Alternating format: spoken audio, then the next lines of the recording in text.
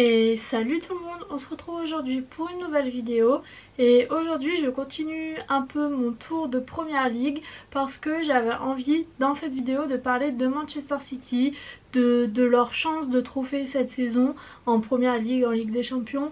Donc voilà, on part sur ce sujet là pour cette vidéo. Comme d'habitude, si mon contenu vous plaît, si cette vidéo vous plaît, vous pouvez laisser un pouce bleu, vous abonner et quant à moi, je vous retrouve juste après le générique.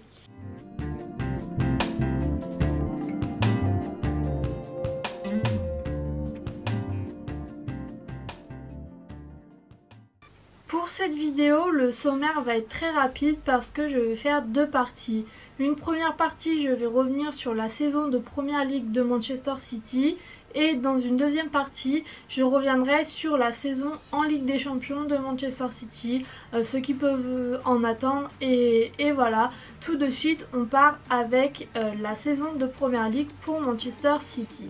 Alors en Première Ligue, Manchester City c'est peut-être un des clubs les plus dominants de ces dernières années. Ils ont gagné le championnat anglais, la Première Ligue en 2012, en 2014, en 2018, en 2019 et l'année dernière en 2021. Donc au niveau de la Première Ligue, Manchester City est vraiment très bien au niveau des trophées.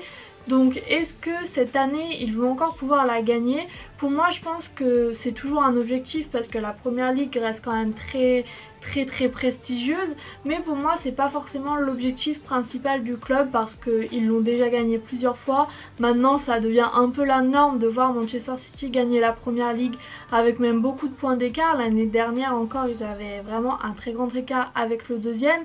Donc pour moi, est-ce qu'ils peuvent regagner la Première Ligue? Oui, bien sûr, parce que déjà on l'a vu l'année dernière, ils ont très mal commencé en début de saison où à un moment ils étaient même 10e et au final ils ont gagné la Ligue avec 20 points d'avance à peu près. Donc oui, pour moi Manchester City, la Première Ligue, ils sont toujours capables de la gagner, surtout que ce début de saison est mieux que celui de la saison dernière. Ils sont sur actuellement 4 victoires, un match nul et une défaite, donc rien de très c'est pas parfait, mais il n'y a rien de catastrophique non plus. Ils ont seulement un but d'encaissé pour 14 marqués, donc c'est des très bonnes statistiques. Et même si c'est pas parfait, ça n'a rien à voir avec la saison dernière. Donc oui, Manchester City peuvent toujours gagner la Première Ligue. Après, pour cette partie-là, je voulais surtout évoquer le match face à Chelsea parce que jusqu'à présent, Manchester City avait joué contre des équipes un peu plus faibles. On l'a vu face à Norwich où ils ont marqué 5 buts, face à Arsenal aussi ils en ont marqué 5 pour en encaisser 0 sur les deux matchs. Donc oui, Manchester City c'est une équipe dominante, mais je trouvais ça plus intéressant d'analyser cette équipe dominante face à une équipe assez forte, une équipe championne d'Europe en titre qui est Chelsea. Et pour ce match là, ce qui s'en est dégagé, c'est que Manchester City est dominant dans le jeu. On l'a vu face à Chelsea, ils ont la plus grande possession de balles. Au niveau des tentatives de tir face à Chelsea, ils ont eu 15 tirs. Le problème c'est que à Manchester City il manque un joueur devant, un vrai buteur, parce que au niveau de la conversion des tirs face aux grosses équipes c'est très compliqué, parce que face à Chelsea donc 15 tirs pour au final ne marquer qu'un but. Au niveau des côtés utilisés, ils utilisent beaucoup le côté gauche. Face à Chelsea ils utilisent 44% de fois le côté gauche. La direction des tirs aussi c'est en partie au milieu, une très grosse partie au milieu, mais aussi le côté gauche. Le problème c'est que sur ce côté gauche il y a Grealish et c'est ce qui explique que tout le jeu ou beaucoup du jeu passe par ce côté gauche. Mais le gros problème c'est que Grealish est encore en phase d'adaptation et donc on n'a pas le rendement maximum, parce que c'est vrai qu'il y a beaucoup de recherches pour l'instant d'adaptation. On a vu que Grealish rate quand même beaucoup d'occasions et n'est pas aussi fort que ce qu'il a pu être à Aston Villa, mais en soi c'est normal, il a besoin d'une période d'adaptation. Ça fait pas longtemps qu'il est à Manchester City et il passe d'une équipe Aston Villa qui était totalement fondée autour de lui à une équipe qui est Manchester City, qui a d'autres stars et qui donc il doit s'intégrer dans un collectif. Donc oui, le côté gauche il est très utiliser, mais pour l'instant le rendement ne marche pas forcément parce qu'il y a toujours besoin d'adaptation et tout cela. Pour moi, je pense que en janvier, s'il y a un recrutement d'un numéro 9 ou de quelque chose qui s'en apparente, puis en janvier, Grealish devrait être adapté à cette équipe. Donc pour moi, il n'y a pas vraiment de, comment dire, il n'y a pas vraiment de malaise à Manchester City. C'est juste une équipe qui est en train d'intégrer un nouveau joueur, un très bon joueur. Donc je pense que dans les semaines, dans les mois qui viennent, ça va devenir un Manchester City qui peut faire très mal. Surtout qu'un des points forts de Manchester City, c'est d'être très solide défensivement. Je l'ai dit, en première ligue, c'est un seul but encaissé. Donc pour moi, pour l'instant, Manchester City, c'est un peu compliqué au niveau de la finition devant le but. Mais dans quelques semaines, quelques mois, c'est un Manchester City, je pense, qui va faire très très mal et qui va être très difficile à battre et à contenir, surtout dans le jeu. Donc voilà pour la première ligue. Pour moi, la première ligue, comme je l'ai dit, c'est pas forcément l'objectif principal de Manchester City parce que leur objectif c'est la Ligue des Champions et donc maintenant je vais évoquer cette compétition. Et c'est vrai que la Ligue des Champions c'est un très grand enjeu pour Manchester City parce que toute l'équipe est tournée vers cela, les recrutements sont dans ce sens-là pour gagner la Ligue des Champions et c'est vrai que jusqu'à présent la Ligue des Champions et Manchester City c'est pas une très grande histoire d'amour. L'année dernière ils ont réussi à passer enfin les quarts de finale pour au final perdre en finale justement face à Chelsea.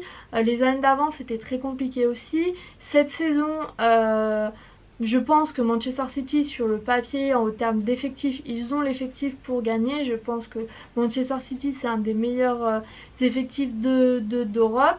Après le problème, comme je l'ai dit peut-être un peu plus tôt, c'est qu'il manque vraiment un numéro 9, quelqu'un qui va pouvoir marquer des buts pour cette équipe, qui va pouvoir marquer un but, 2 buts par match. À Manchester City on a beaucoup de buteurs différents et on n'a pas un buteur.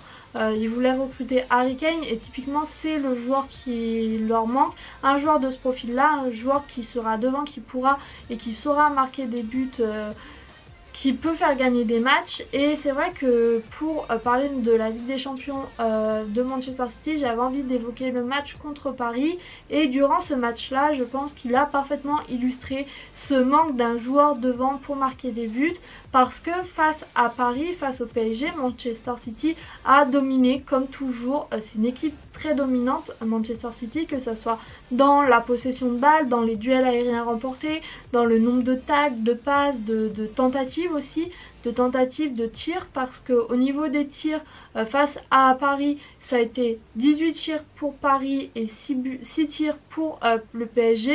Au final, Manchester City n'a pas réussi à marquer et Paris en a marqué 2. Encore une fois, pendant ce match-là, ils ont beaucoup utilisé le côté gauche à 45% et c'est toujours le même problème. Ce côté gauche marche très très bien pour créer du jeu, pour faire une contre-attaque, pour arriver devant le but. Le problème c'est qu'une fois que les joueurs sont devant le but, que ce soit Grealish, que ce soit Bernardo Silva, que ce soit Foden quand il joue, ils ne savent plus trop quoi en faire, c'est très compliqué. On a vu par exemple le raté de Bernardo Silva en première mi-temps, on a vu que aussi à un moment où Donnarumma a relâché le ballon, il n'y avait personne pour concrétiser l'occasion et pour profiter de cette erreur. Donc oui, vraiment pour moi c'est ce qui pourrait poser préjudice à Manchester City, c'est vraiment ce manque d'un numéro 9, ce manque d'un buteur qui sera toujours présent et qui a le sens du but.